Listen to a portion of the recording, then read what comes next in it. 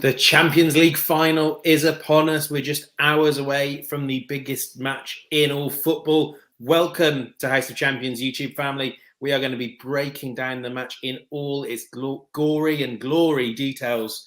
I'm joined by Mike Lahoud and Jonathan Johnson. And remember, do please like, comment and subscribe. Let us know what your thoughts are ahead of this massive game in Istanbul. Manchester City versus Inter Milan. Let's get into it. 3. Welcome to House of Champions. It's my pleasure. James Bench here. It's my pleasure to be joined by Mike Lahoud and Jonathan Johnson as we get ready for the Champions League final, the biggest game in all football, the biggest game in all sports. I'm going to say it. Yeah. Who cares about a Super Bowl, which you can view on CBS next year? Do remember, please, if you're listening to us on the podcast, download, follow, like, give us those 5-star reviews. It's great to help us get out there and get out and about among the wide footballing world. Mike Lahoud, Jonathan Johnson. Jonathan Johnson, I'll start with you. Champions League final, Istanbul. Getting hyped yet? I am. That might be because I'm going to throw on a Turkish smorgasbord of snacks before the game this weekend. But a lot of things, we're going to have skewered meat. You're going to have those little squares with the pastry, the spinach and the cheese in it, all of that. Fantastic stuff. Little Turkish looking forward to it. If this goes to extra time. Ooh. Love it. Yeah, well, just have to keep the oven running. But no, really looking forward to the game, aside from sort of my pre-match and post-game tailgate. It's going to be a fascinating one, and I think a fitting way to end what's been another great and memorable season of European action. Mike Lahoud, what's the snack plan in the Lahoud household? It's going to be a lot of liquids and liquids in the beer form. I'm going to be at my local, but JJ, I knew I should have been looking. Are you not on the post show? I am actually. Still be liquids. It'll be liquids of the highest order. Maybe light version of that. Now I'm gonna be light on the Smithix because we do have the post show, the recap. Definitely got to be professional, semi-professional. It is a Champions League final after all. JJ, I wish I was going to Paris. I wish I was going to your flat because man, that Turkish smorgasbord sounds just as good as this Champions League final matchup. Well, I'll be locked in the office because the other half is absolutely delighted that the season is nearly over and I get my evenings back. So at least until mid-July when pre-season starts. But before then, Manchester City, Inter Milan. Let's start with some team news. From Manchester City perspective, Mike Lahoud, it's as good as you could wish, isn't it? Kyle Walker missed out on training earlier in the week, but he says he's fine. Everything seems all right for City. No other injury absentees, nothing to worry about. Everyone's in good form. Sounds pretty good. Well, everyone except, we'll see, everyone except their manager maybe. No, Pep Guardiola, he has a blue machine going on the other half of Manchester City. Everything has gone right, and the biggest difference that I've seen this year is keeping healthy players. This is a City team where a majority of their players went to the World Cup, and the biggest talent, the biggest player, and the biggest situation that missed out on the World Cup, and you're seeing the benefits of it in the second half of the season. Erling Haaland looks fresh. He looks refreshed, and the rest of the team have really galvanized around him. Players from midfield. This is a City team that is showing that they are not just Haaland-centric. They had to adapt to bringing in a central striker from a year ago. Now they have their talismanic figure in Erling Haaland. And, man, I could tell you as a United fan, watching that FA Cup where City looked like they were in just third gear, they're scary good. They're damn good, and they're scary good. But it's still the Champions League final, James. You can't rule out their opponents. You can. Well, you've been rolling them in. Yes, absolutely. Well, adding a little bit to your pre-match confidence on the Inter side of things.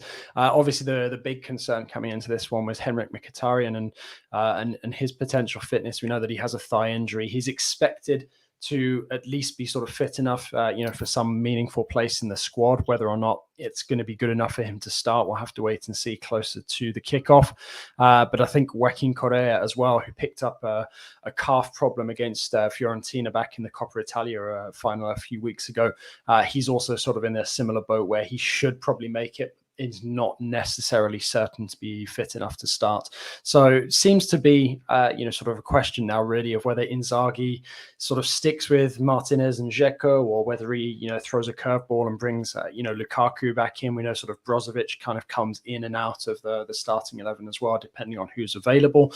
So, I think as well, the fact that DiMarco was left out of the squad completely for the final game of the season against Torino shows just how important and highly he's valued by Inzaghi. I think he's the player who's probably impressed me the most, sort of on this route to the final, or the most unexpectedly impressive player. But obviously that 3-man defense is so key as well for Inter. I mean, I have to say, one of the things that is really exciting and invigorating about this particular final, even if it doesn't maybe seem like a match of equals like we've had in years gone by. I know, Mike, you might disagree in that regard. But one of the things I really like about it is the sense that we've got two teams at the peak of their powers. Yes, Erling Haaland might be on a 4-game goal drought, but that's not that big a deal when Ilkay Gundogan's scoring braces for fun.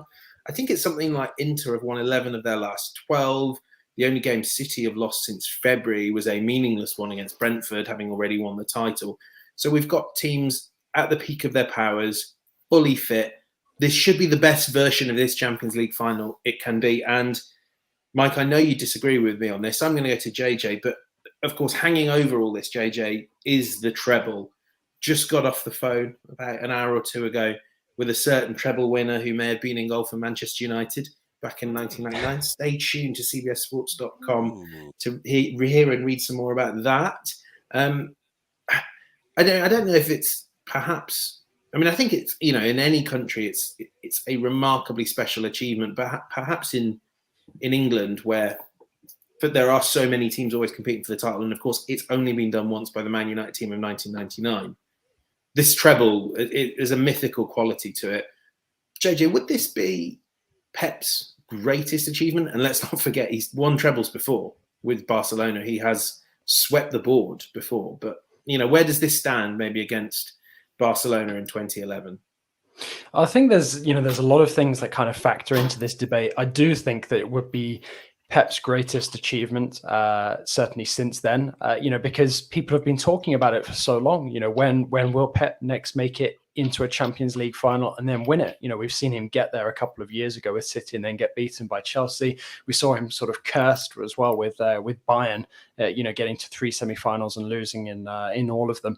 But I think, to do it with City, and this City at this moment in time, who could, be on the brink of equaling history, sort of within their own right as well. I think that makes it sort of that bit more important and meaningful. And honestly, I think if City were to do it, I find it difficult to see how much more Guardiola can actually do with City. I don't think it will get any better than this if they are victorious in Istanbul at the weekend.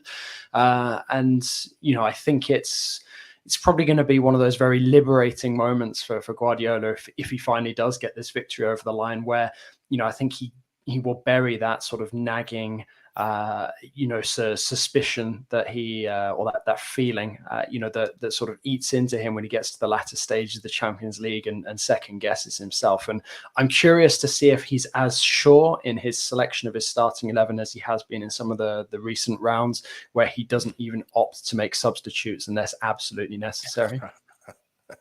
I agree with you, JJ. I think this would be his crowning jewel and the biggest achievement of his career. And look at what he was brought in to do with Manchester City. It wasn't just to win Premier League titles and exert their dominance, 5 Premier League trophies out of their last 6. The missing piece has always been the UEFA Champions League. And for what he hasn't done in being consistent when big games in this tournament come up, he has done in being consistent this year in ways that we have not seen before. It's still a final. And Pep, we've known him to overthink, so we'll see if he overthinks this one. But I think let me dive in there. Again, this is something I've written about, so I'm intrigued. Which games do you think he overthought in, and he lost the game for his team? Which one? Easiest one, Chelsea match. Mm-hmm. You play with Rodri in that. I'd say the Lyon one. Those are the two ones that jump out the most. Against Lyon, You go to a back three when you haven't played a back three most of the season. You put Kyle Walker in a different position where Kyle Walker was one of your best players that season because you're worried about Lyon on the counterattack to nullify their back three. That was number one. Again, and then against Chelsea, a season where they played without a striker, Kevin De Bruyne and Fuego, getting them to a final, but you don't play Rodri, where they had some astronomical winning percentage with Rodri on the pitch. No defensive midfielder. You put İlkay Gündoğan at defensive mid. He becomes less of an attacking threat, and you capitulate and lose 1-0. I think you're right with both of them. I also kind of think we tend to maybe overstate that every manager makes adjustments, especially for the biggest games, because the biggest games are the games where you have to make adjustments. If it's Chelsea, a Chelsea team that, by the way, had beaten them twice in the preceding month, he had to do something different. And quite often we don't necessarily sing the manager's praises, certainly sing Guardiola's praises when he gets things right. And it just doesn't. No one notes down all the times that Guardiola's tactical changes have won Champions League games for him. And I think quite often when you go back and look at it, did he choke against Real Madrid last season, or did Rodrigo just do something absolutely mad? Did he choke against Tottenham in 2019, or did VAR just spot one of those very marginal errors? To hit on the Tottenham match, when it counted most, he admitted Kevin De Bruyne in that match. That's a big no-no. There was rotation. They were pushing for different. But these things often work. But the thing that I find fascinating about this, though, is I think Guardiola's gone from one extreme to the other, because if I recall, certainly some of his exits with Bayern, it was almost like a lack of reactivity. I think one of them, they went out on away goals when Atleti pipped them to the final. The other one, they just got totally blown out by Barcelona. That was that So he's gone from sort of that sort of inability to change. He's sort of fluctuated between changing too much, changing too little, and now it's a question of whether he can just get the measurement just right, because we saw over the two legs in the semi-finals no changes, I think, in the first leg, and then the changes only came in when they were home and hosed in the second, and that sort of strikes me as somebody who has now settled and accepted what will be his best, his strongest starting 11, and now he knows who he can count upon, sort of to be the first ones to answer the call to jump in if needed, but also accept that they're probably not going to play the lion's share of minutes in these big games. Something very strange going on in the comments, because for once Vic agrees with me. Pep's approach has made him more successful. We can criticize him, but he knows best. I mean, look, my view is managers make mistakes all the time. The difference is this is the Champions League, not a 38-game league season. Those mistakes in a low-scoring sport like football, they can make all the difference in the world. Who was it as well? Amy Casatera saying, don't underestimate Inter Milan. Please don't you worry, Amy. We're going to let Mike Lahoud off the chain in part 2. But for now, let's assume, Mike, that Pep runs with the team we expect him to. Ake and Walker at fullback, Stone stepping into midfield. What can Inter Milan do to hurt that team? I think it's going to come down to the two wingbacks. We've seen teams that have had success, and I go back to Real Madrid, when Bayern Munich, when they were on the front foot in the second leg, and at different times in the first leg. Although both teams lost, they had bright spots, and it's going to come down to when they have possession. Look at the play of Camavinga, attack-minded fullback. He breaks through the press of City's press. City, whether they're on, no matter where they play, they come to press you. That is a consistent with Manchester City. They're not a low block sort of team. They are on the front foot. Teams that have broken their press, whether it's having a fullback that can dribble out of the pressure or a midfielder that can get on either side of Rodri or İlkay Gündoğan when they go into a 4-4-2, they have success and they will create chances. The benefit of that is Inter Milan have two strikers who are in fuego. The wide players, whether it's Dumfries or I've totally forgot the other guy's name, but the left fullback, DeMarco, yes, he's been in fuego as well.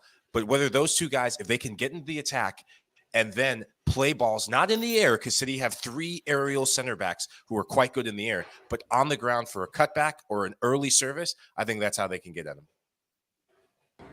Yeah, I mean, it's certainly one where, I think a lot for me is going to play out in this game in terms of what Inter can offer, sort of in terms of the midfield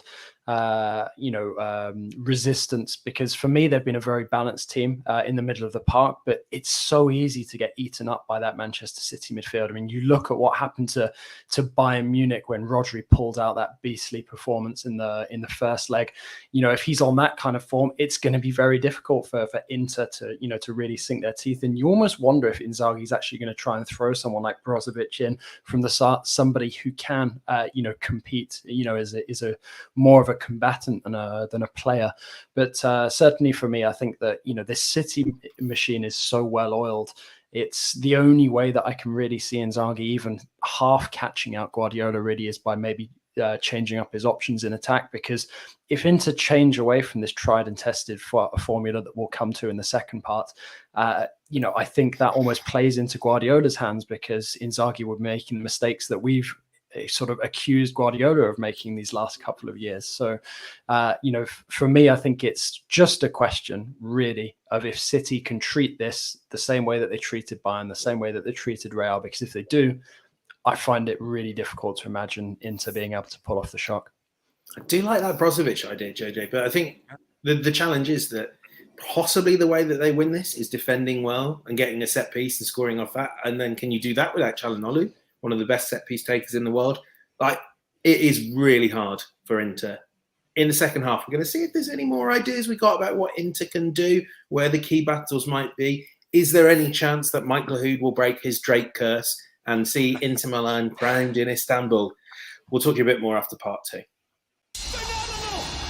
Absolutely magisterial here.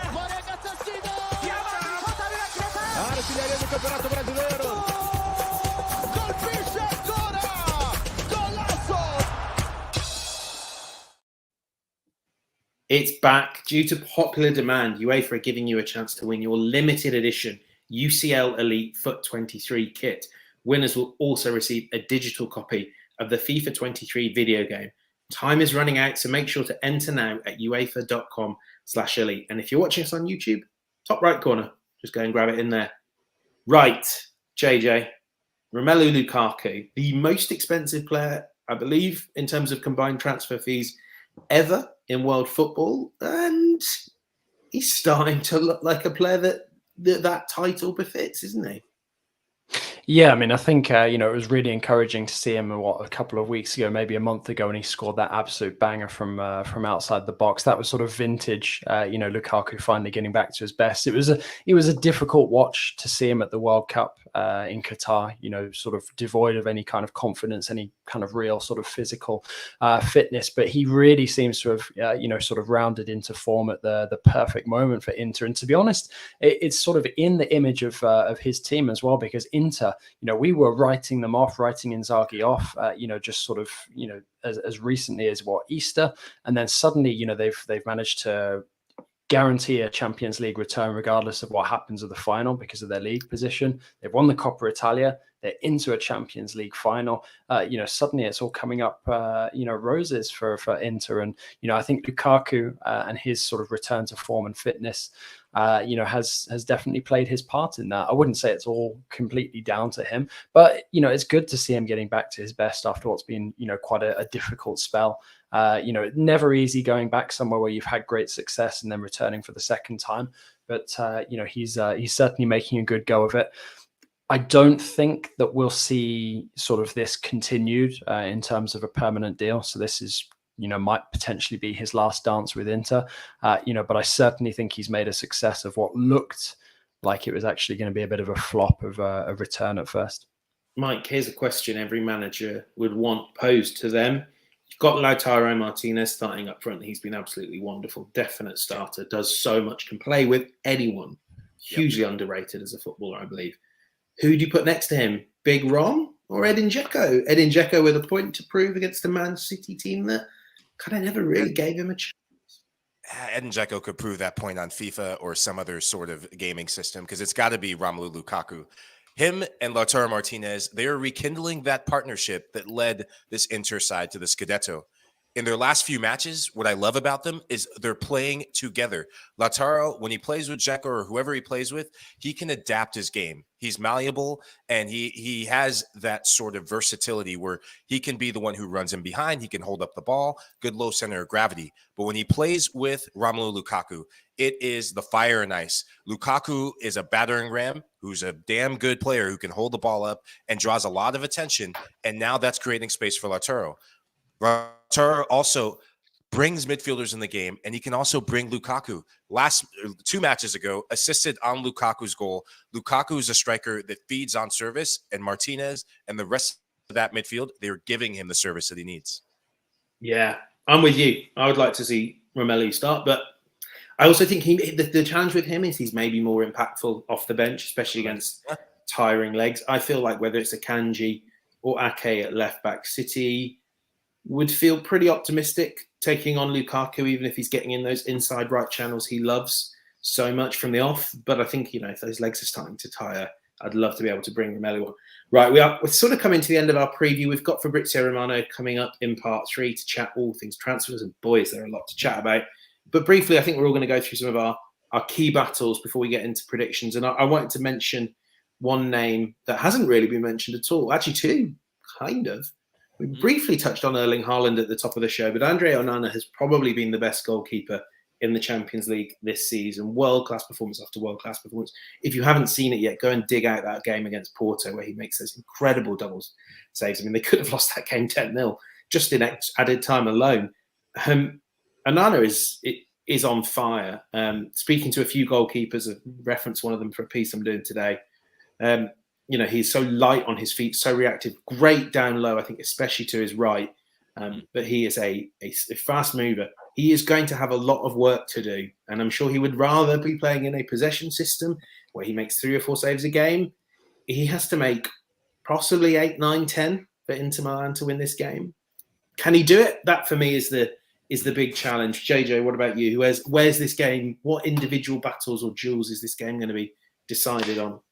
Well, I think because we've spent a fair bit of time talking about the Inter attack, I'd look at who they're up against, and I think the possibility of Diaz going up against Martinez, that for me is quite mouthwatering, because obviously Martinez, if we're talking about the way that you can potentially bring either Dzeko or Lukaku off of the bench, I think Diaz is going to be one of City's main hopes in terms of silencing, Martinez and being able to prevent him from, linking up with either one of those two. I mean, we saw him make some crucial interceptions as well in that game against Real Madrid in the second leg. I know that, Courtois did his best as well to sort of keep City out, but there were some important interventions at the other end when the scoreline wasn't quite so big. And I think Diaz is a huge part, almost the fulcrum to that City defense. JJ, I love what you're saying, and I raise you this: 2 of the unsung heroes and consistent performers in the UEFA Champions League, especially as of late. For Manchester City, İlkay Gündoğan. This guy is Mr. Dependable. He is Mr. On Fire, and he is playing the best footy of his career since we've seen him back at Borussia Dortmund when they got to a final in 2013. Love this guy. And then for Inter, it's Nicolo Barella. Been singing this guy's praises. He was their best player in the group stages when Lautaro Martinez was misfiring, along with Lukaku. His runs out of midfield are going to be so important to support that front 2 of Inter. But for Inter Milan, I look at that matchup. The 2 attack for Man City, Kevin De Bruyne and Erling Haaland. We saw it in the FA Cup final. We've seen it in the Champions League. City have found a plan B so they can play direct when they get pressed. That long ball to Haaland, the runs direct in behind for Kevin De Bruyne, that back 3 for Inter, Damian, and I think Acerbi and Bastoni. They have been solid in the Champions League. They will have to have their best game of their lives to keep De Bruyne and Haaland out in terms of how they deal with that late run from De Bruyne. So many great comments coming in from all you guys. Thanks everyone for getting involved. So excited to be talking through this match. Time's running out, but let's hear from you guys. Amy Casatera, Inter with the better defense. Amy, I don't see that. And I have to say, I almost disagree with Daniel as well, who says that I think he's a Man City fan based on his icon, Phil Foden picture. He says Diaz is our best defender, the leader, all caps. And you know what? It's like, he might be, but so might John Stones, so might Manuel Akanji, or Kyle Walker, or Edison. I mean, I think one of the things that we all underrate with City, because we get distracted by Haaland and De Bruyne and all that sexiness, is just how phenomenal this defence is at keeping shots from goal. Ed as well, don't sleep on Barella v Rodri. And I mean, yeah, that is a really big one. If anyone can test Rodri with pace, with direct running, bursting beyond him, it's Barella, who has been one of the best players in the Champions League this season. Right. Wrapping it up means one thing and one thing alone. And we know what Mike Lahoud is going to say, but let's hear him say it anyway. Michael Lahoud, who is going to win the Champions League final? What will the score be? And if you're feeling up for it, who's going to score? Ooh, I thought you'd never ask, James. I said it before, and our viewers and everyone watching, I'll say it again. Inter Milan, baby. Look at the hands. Look at the hands. This Inter team there in Fuego, I think Inter does the unthinkable, beat City. It is in Istanbul, which is the city of miracles, the finals of miracles. 2005, I want to take you back to the last time we had a final there that was of grand proportions. Goal scorers, I'm picking Nicolo Barella. There's just something about him in that matchup with Rodri if he can get loose. And I am going 2-1 Inter in extra time. JJ? Interesting. Yeah, I mean, I've got both teams to score for sure. I'm just debating whether I can see City running away with it or not. What I think I'll end up doing is going 2-1 City. I think they'll probably have a 2-goal lead and Inter will get a goal back later on. It wouldn't have completely stunned me to see it, go to extra time, depending on how Inter start. But if City come flying out of the traps, I think they're going to find it difficult Inter are going to find it difficult to live with them. So I think Haaland match winner. But I expect Bernardo Silva to chip in with a significant contribution as well, as he did in the semis. I get a few haters on here, don't I? Who say that I always disregard Serie A, and that I've been guilty of understating the magnificent achievement for Italian football that has been them getting to every European final, and so far being 0 of 2 in major European finals. Roma serving up an all-time stinker of a performance on and off the pitch. It was a performance that offended me morally, ethically, religiously. In every way, it was offensive, and they got their just desserts. But was it as offensive as putting Parmesan cheese on your seafood pasta? Oh, I mean, no, that is immoral. That I can only assume that in certain parts of Italy, I mean, certainly I would imagine in Puglia, that's a prison sentence waiting to happen. Fiorentina, West Ham, we might briefly hit on that in part 2, so I won't go too deep on that part 3, whatever. And yeah, like Inter Milan almost certainly aren't winning this. It's going to take a footballing miracle, and as Mike says, Istanbul is a city where miraculous things have happened in this final. But Mike Lahoud also says Inter Milan are going to win, and Mike Lahoud never gets these right. So, look, I would say this will be a fairly regulation 2-0 win for Man City. Gundogan getting one, Erling Haaland getting the other quite early on, and then I think City will do what they do better than any team in the world and just stifle the game. Make sure that there are 100,000 passes that they complete, and Inter never get a chance. So there you have it. Do let us know your prediction in the comments as we go to the break. And please, I can't wait for all the Italian fans to tell me how wrong I'm going to be. After the break, we're going to have Fabrizio Romano join us. We're going to talk Messi, Saudi Arabia, Declan Rice, all sorts. See you after the break. The Portland Thorns fly east for their battle with Orlando Pride. Sunday on CBS Sports Network. Saturday on CBS, one of the most celebrated soccer tournaments in the world is down to 2 clubs. Manchester City meets Inter in the UEFA Champions League final. Our world-class team will be on the pitch with live coverage beginning Saturday at 1:30 Eastern on CBS and Paramount Plus. You might have heard about this game. We may have discussed it briefly over the preceding 28 minutes. Fab will be with us very soon, but before we do that, a couple of thoughts on West Ham United, European champions. Mike Lahoud, did you watch the game? What did you make of West Ham and their brilliant win? It was the David Moyes of all David Moyes sort of games. West Ham, it wasn't the prettiest win I've seen, but it does not matter in a final. Set pieces, man, off a throw-in, and throw-ins, they were the one thing that Fiorentina looked like they scouted and got completely wrong. Antonio, what he didn't do in terms of sorting his feet out in the box, he did in terms of being a presence. And the penalty kick, I thought, was a bit harsh, but by the letter of the law, was a penalty kick. The referee got that one right. But Jared Bowen, congrats to him. Non-league footballer, I don't even know how many years ago, but not too long ago, to then be the match winner, to then be a European champion now. Really happy for the likes of them, and also Declan Rice and Fiorentina. If you do anything but just not get that last part wrong, which is a big if you don't get caught flat-footed, then maybe we're talking about the Fiorentina win. But in the end, West Ham, they got 2 moments right when it mattered most, and they won. That they did. Bowen is on fire, and I cannot repeat the remainder of that chant, but suffice to say, anyone who watches UK Love Island will know what I'm talking about. Right, we have the man, the myth himself, Fabrizio Romano is here. I think he'll be with us. Here we go. Here's Fabrizio. Hello, guys.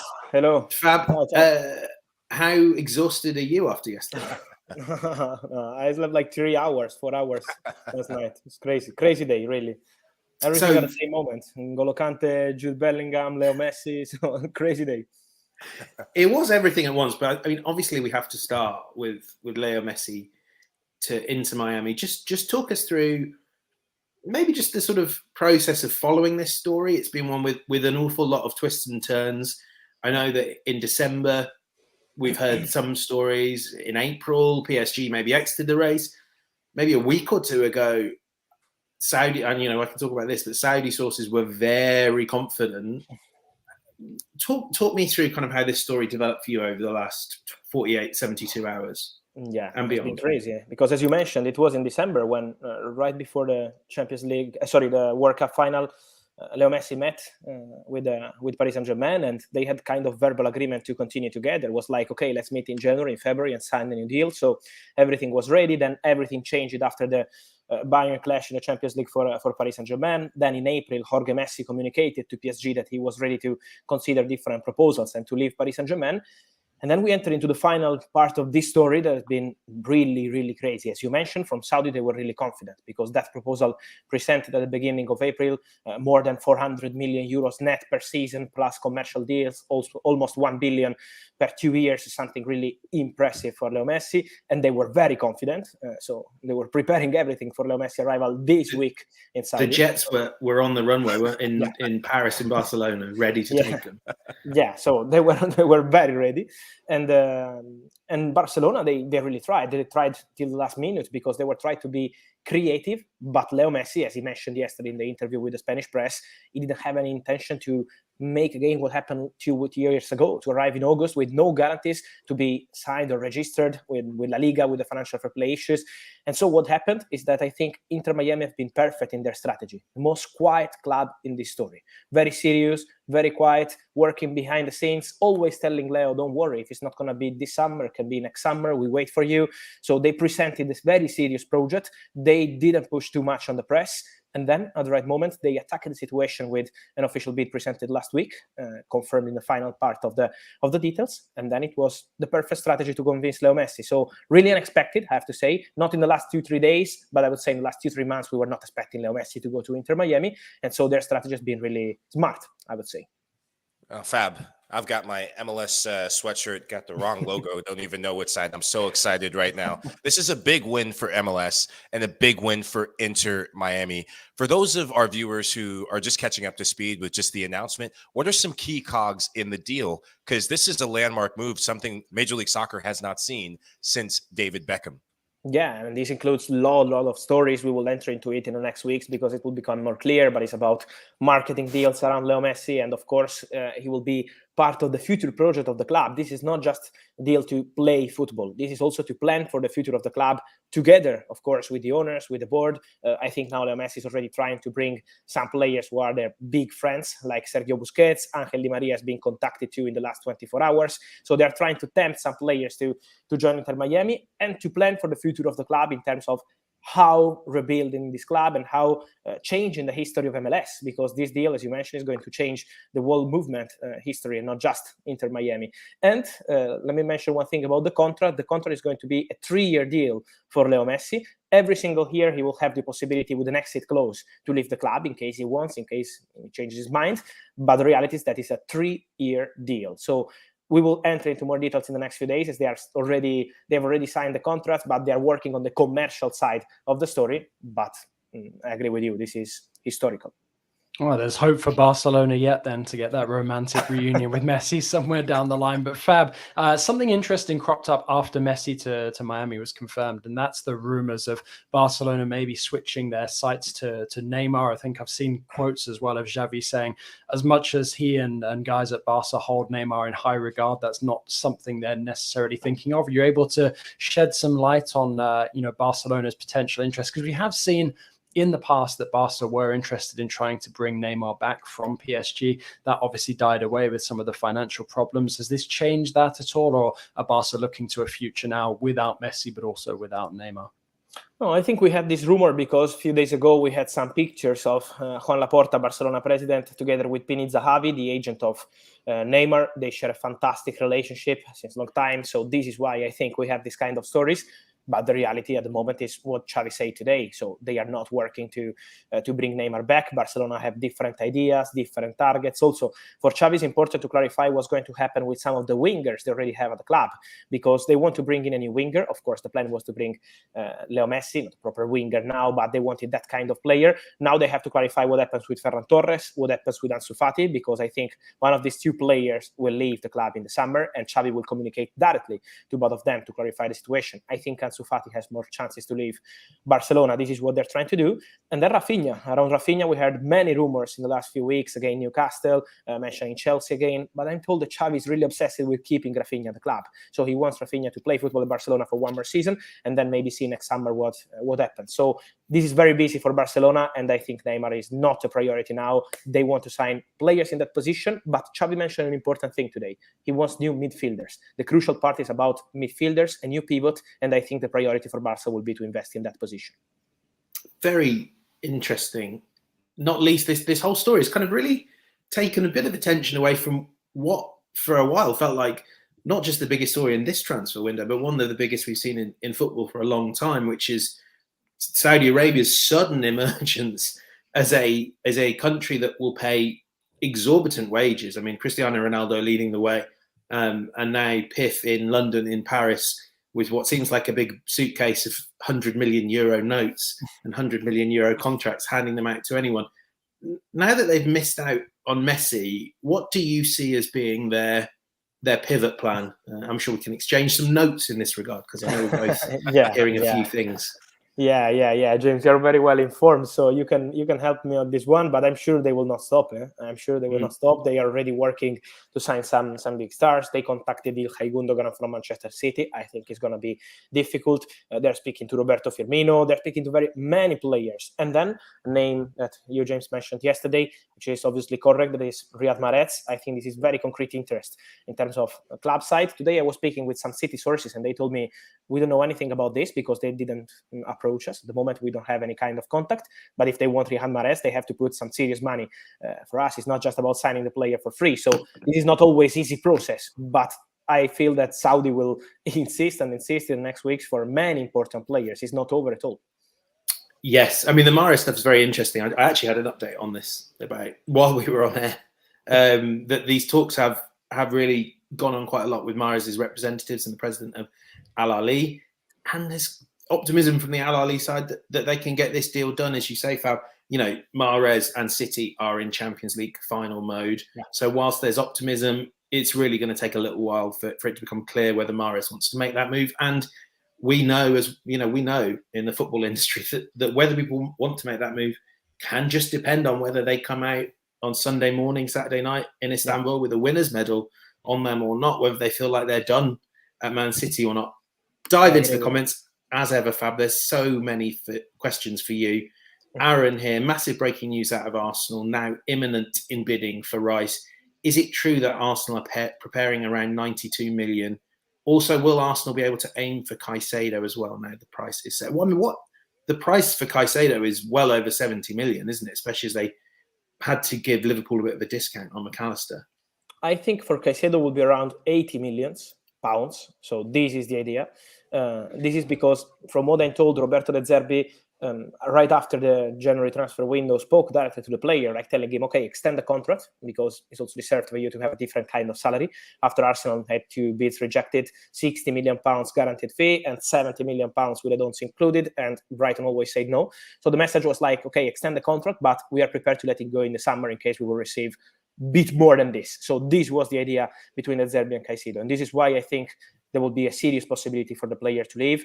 My understanding is that Caicedo is expecting a move this summer. So he feels he's ready to go to a top club and make his move. So the idea is to go, and I'm sure Arsenal are interested, but I always mention Chelsea when it's about Caicedo, because they want Caicedo.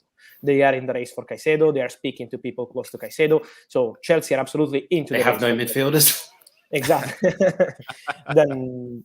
And then we have to see what happens with Declan Rice. Of course, I think now the priority for Arsenal is Declan Rice. For Caicedo, they are okay. They are around. They're speaking to people because they want to be informed of the conditions and everything.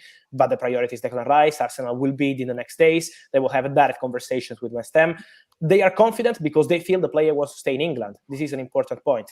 I really hope for Arsenal and for Arsenal fans that this time they have a very big target. They can be fast in the negotiations, because last time it happened with Mudryk. It was a very long negotiation, and then another club can jump in and hijack the deal, as we saw with Chelsea.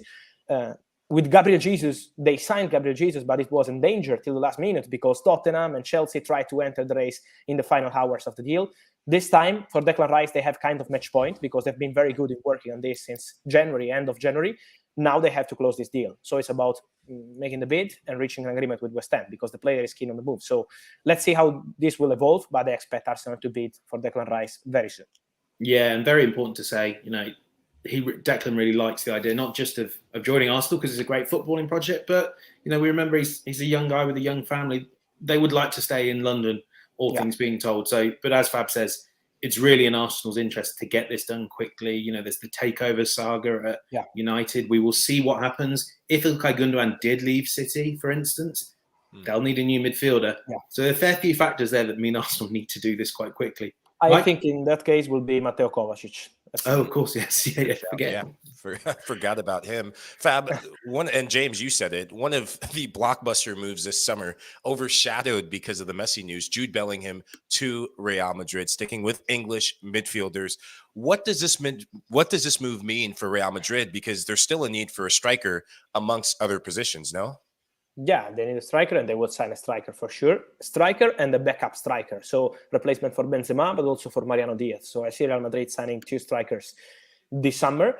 But for Jude Bellingham, for them was something completely separated. They wanted Jude Bellingham. They had a feeling that they had this chance to make it happen this summer. And they felt like now or never, because they knew that Liverpool, Man City, all the English clubs were absolutely interested in Jude Bellingham. So they had to be very fast on this deal, and they've been perfect, let me say, because in April they convinced the player, then they were very relaxed and respectful in the negotiations with Borussia Dortmund as they were in a title race.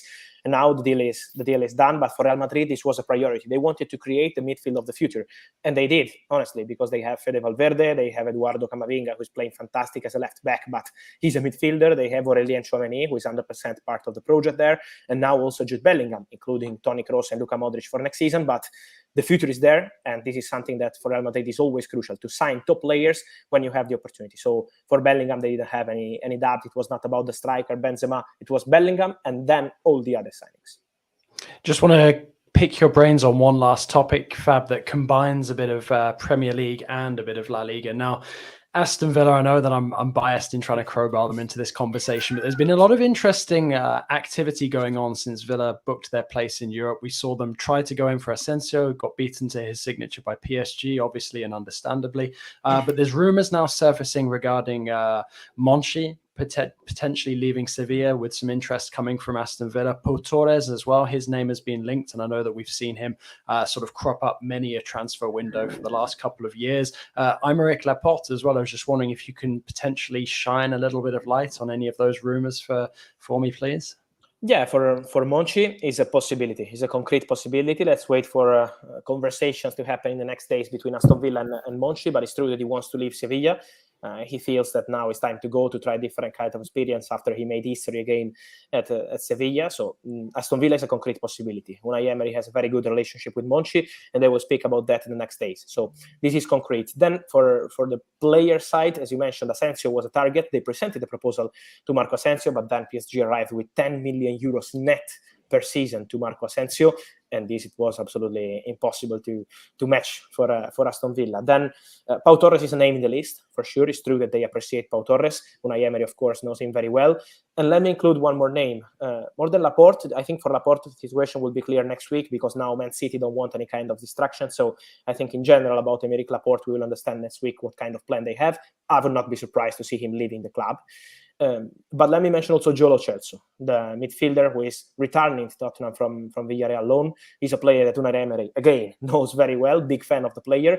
And Joe Lo Celso would love to work again under Unai Emery. So there could be a conversation between Aston Villa and Tottenham. We wait to understand the situation with Postecoglou, because now Tottenham have a new coach and they have to decide together on all these players. But Pau Torres, Lo Celso, they have some targets, and I'm sure that Aston Villa will do an important market. They want to show how they are committed to this project with Unai Emery. And let's say if Monchi will arrive, I think this will be a very good news for Villa fans. Right, Fab, we need to let you get back. I'm certain your WhatsApp notifications are into triple figures while you've been with us. Fab, thank you so much for joining. Thank you guys. See you soon. Thanks, Fab. Right, I think that is about it, unless anyone has anything else they'd like to share with the class. Mike Lahoud, we're looking forward. Are we hyped? Are we more hyped for the end of the season or the final showdown? Probably more hyped for the end of the season. Yeah. It's been a long season, lots breaking storylines. We put so much work into this season. I mean, we even came off the World Cup break and didn't really have a break. Can't wait for this final, though. I'm telling you, folks, come with me. The Drake curse is going to be broken. I'm feeling it. Inter are going to win, I hope. JJ, you buying any of that nonsense? No, and also I don't think it's off season for Mike Lahoud. MLS continues, right? well into the summer months. It's just cooking. It's just cooking over here. Exactly. It's sizzling away on the barbecue there. No, I mean I think we're all, when we get to this stage of the season, you have those conflicting emotions where you're really pumped up for the big games like this, the cup finals, but equally, approaching burnout from everything that's gone on in the months before to lead us up to that moment. So yeah, sort of mixed emotions as always, but certainly got my fingers crossed that we have, one final flourish of brilliant football before European club football says goodbye for the summer. I'm not sick and tired of it. I'm not mixed emotions at all. I'm sick and tired of it. Let's get it done. It's cricket season, guys. Come on. Got an Ashes to win. Got Pims to drink in the garden. Pims to drink. Wimbledon is right around the corner. I can scarcely wait. It's the best time of the year. That's brilliant. I know who I'm coming to visit in London. Yeah. Yes. And House of Champions, a CBS Sports tennis podcast, will be launching very soon. In the meantime, thanks so much for listening to House of Champions, the soccer version. Please take a minute to leave us a rating and review on your favorite podcast platform. We're on Apple Podcasts, Spotify, Stitcher, anywhere you get your podcasts, we're there. We're also available on YouTube. Subscribe to us over there. And we will be back very soon, breaking down the Champions League final and recapping the season that it has been, this grueling but thrilling season. Thanks to Mike Lahoud and Jonathan Johnson for joining me. I've been James Benge. You've been watching House of Champions. Thanks so much, and we will speak to you again very soon. Bye-bye.